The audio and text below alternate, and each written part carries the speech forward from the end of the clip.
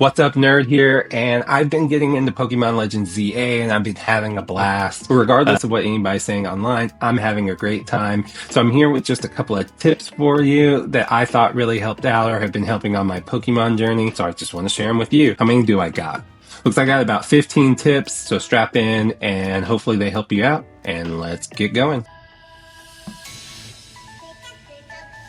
So the first thing that I wanted to make sure you do is you want to adjust your game settings. The main one for me was just the text speed. The base text speed felt very slow and I wanted to get that fixed. So I bumped that up to fast. It's been really helpful. So check it out. This is the bonus tip that I didn't have in my list when I first made it. Turned the setting on just to try it out. But rotating the mini map really helped me with navigating around because sometimes I couldn't tell which way I was facing, but I knew the way I needed to go. So I changed that to rotate the mini map. Helpful for me, maybe for you. And then up that camera sensitivity. It feels like you're turning pretty slow when you first get started. So just adjust that camera to where you need. All right. Next up, so Lumios is really big. It's great if you can learn your districts. Every district is a little different. There's different stuff inside of there. So it's worth checking out and learning them and seeing what's in them. So you can run around and check those out. You can treat each area like its own little biome. You're going to discover and find different shops and things like that in the different districts. Let's see. I wanted to go up there, but there's a boss. Something to note also in the different biomes, it's really worth exploring the top of the buildings. You'll find different stuff. You'll find TMs. Something I like though is you can... Oh, I fell off. Get back up here. I really like how vertical the game is in Pokemon Legends Z-A. So you can get up on top of the buildings and explore, and if you look around you can find different Pokemon. So we can see a Pidgeot over there, and there are tons of good secret Pokemon around. You can find some Dratini. I've seen a Larvitar that I was not able to get to. Here we have a Weedle, but we can look around on the top of the buildings and I can see Panpour over there. Again, more, so you just want to explore. If I remember correctly, I think I found my Dratini here. Let's go take a look. So after climbing up all this scaffolding, you can get up on top of this roof, and I need to see the screen. We need to get up here. Look for the Scraggy. That's going to lead you where you need to go. Run across this building.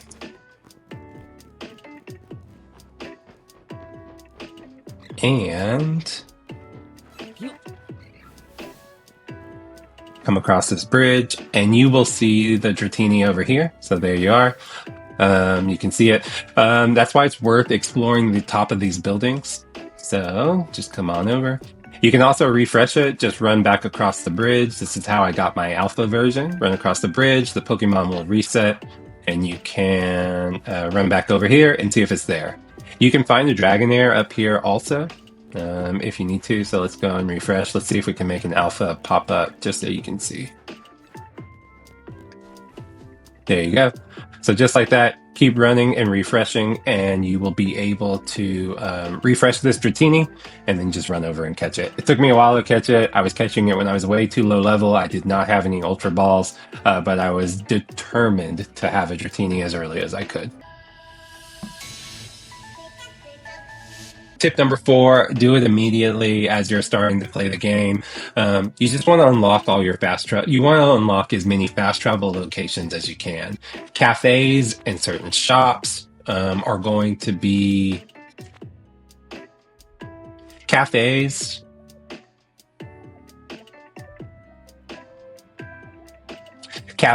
Wild zones... Cafes, wild zones, and Pokemon centers are going to be fast travel spots for you. So you can see here by the little wing, that means I can fast travel to it. And you just want to unlock as many of those as you can because you're going to be running around this city quite a bit. And having those fast travel spaces unlocked are going to be really helpful for you for navigating around. The city is fun and nice to explore. Like I said, there's stuff everywhere. I do feel very rewarded for exploring this city. But getting those fast travel locations are going to make it easier for you.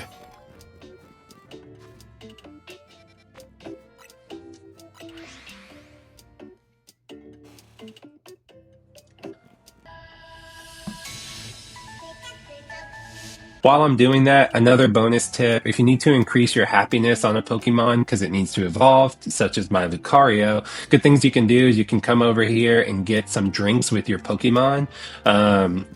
You can come over here and get some drinks with your Pokemon. It doesn't matter what drink you buy, so even if you're really cheap and you want to buy the lowest cost drink, that's fine too. Get some drinks with your Pokemon. That helps to increase their happiness.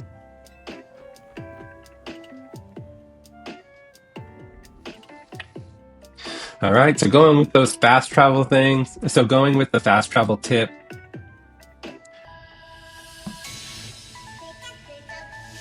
So going with the fast travel tip number 4 is to just beeline to those wild zones when they pop up. Anytime I get a new wild zone that pops up, because different ones are going to pop out, or different new ones are going to pop up throughout the story, I make it my main goal to run over to those wild zones I make it my main goal to run over to those wild zones and collect those Pokemon. Again, it's just for trap. Again, it unlocks a fast travel for going to that wild zone, but also you're going to find new Pokemon, and that's the main point of the game. These little pockets of chaos are early XP for you. You can find materials and get practice using Pokemon. One of the cool things about the battle system in this game is you are able to move out of the way and dodge things, so if you get used to seeing different moves, it can help you dodge them in the future. So dip in, do a loop, find some stuff, and get out. Tip number 5 is collecting those Mega Stones. You may not think they're important when you're first starting, but it's worth shattering these. You need them to get Mega Stones from one of the shops, and if you do it now versus later, you'll be able to get exactly what you want when you get there. So just make sure you're smashing all of your Mega Stones along the way. I was caught off guard by this Swirlix flying and then this one walking. Oh, that was cute. But yes, get those Mega Stones. You'll thank yourself later when you start getting Pokemon that you want to Mega Evolve and you need those Mega Stones. Also, if you didn't know, you can see how much time you have left in the day by looking up in the top left around the map. So if you look, that little blue slider on the top left, it was actually your clock and it goes all the way around. I didn't notice that at first and the game doesn't tell you. So this is going to be blue and it's going to count down as it's going. And that's how you know that your day's about to end without getting a warning to let you know. And then that bar turns red during the nighttime and it will count its way down also. So my other tip for you is make sure you have some fighting and water Pokemon to knock down the boulders and the sludge that you find. I probably don't have any boulders left to show you and break them, but breaking those is going to unlock routes and get you into different areas where you can find and explore more things. You can find items, you can find TMs, you can find Pokemon. So it's just worthwhile to smash those boulders and remove the sludge so that you can get through. So I'll smash some Mega Stones. Yeah. For the next tip, number 7, when it comes to battling, it's not all about just spamming your move as fast as possible. Sometimes it's worthwhile getting proper positioning. So as I mentioned before, this game is obviously very different than the other Pokemon games with battling.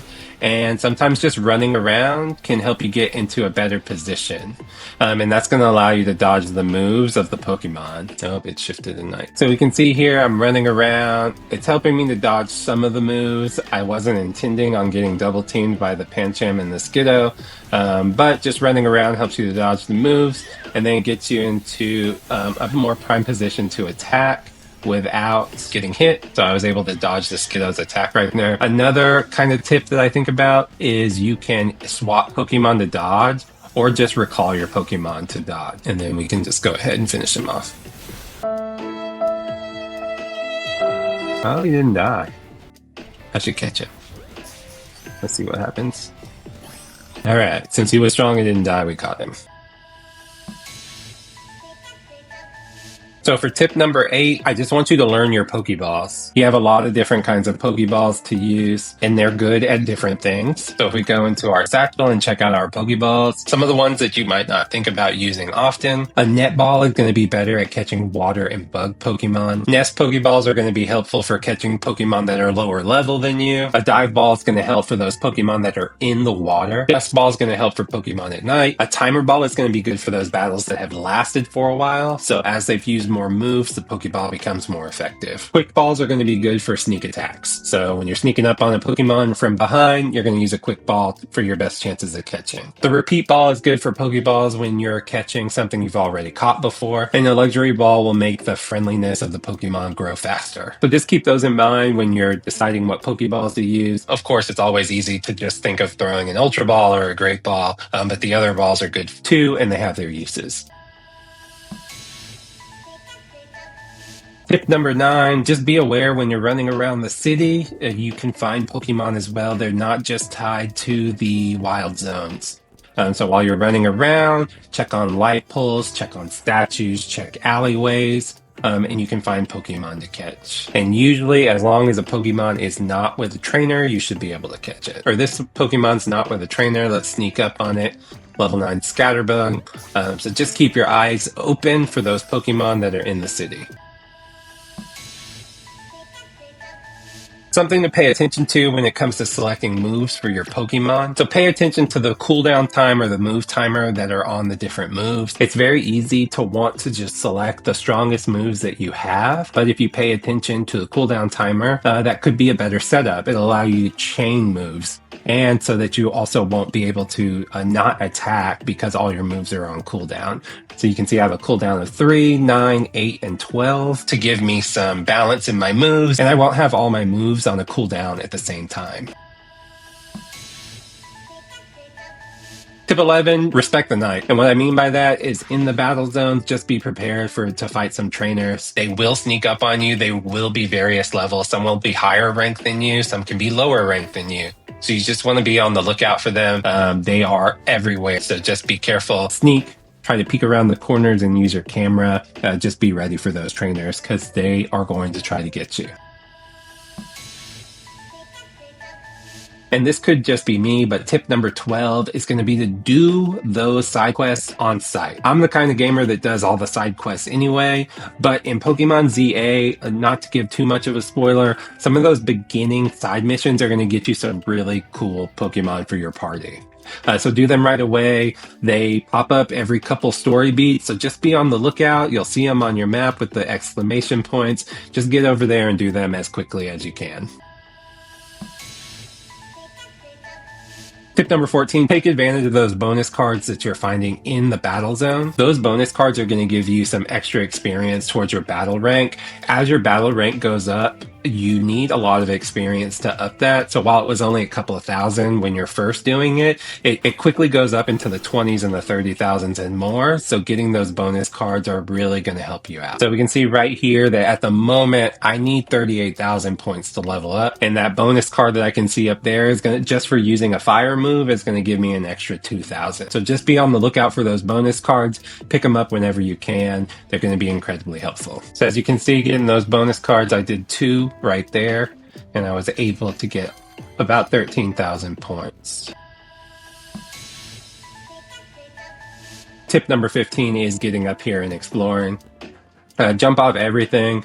You can look down, you can find different things. As the game has pointed out to you, you will not hurt yourself if you fall or jump off large distances. It's a good way to find different items and things like that, different Pokemon. There's secluded areas that you can get to by jumping down into them. So it's worth going to check it out. And I run around and collect this stuff. But yeah, you can see we're getting some good items up here. So again, it's worth coming to check out. You can always peek down, adjust that camera, see if there's anything worth jumping down for. Got me an Ultra Ball. Here we go. Found some Swirlixes. Jump on down. Give them a catch. So I did say at the beginning we had 15 tips. I ended up editing one out, and I gave you some bonus tips. So who knows how many tips we're at so far? We're at least 14, so you're welcome. Remember, you matter, nerds, and I'll talk to you later.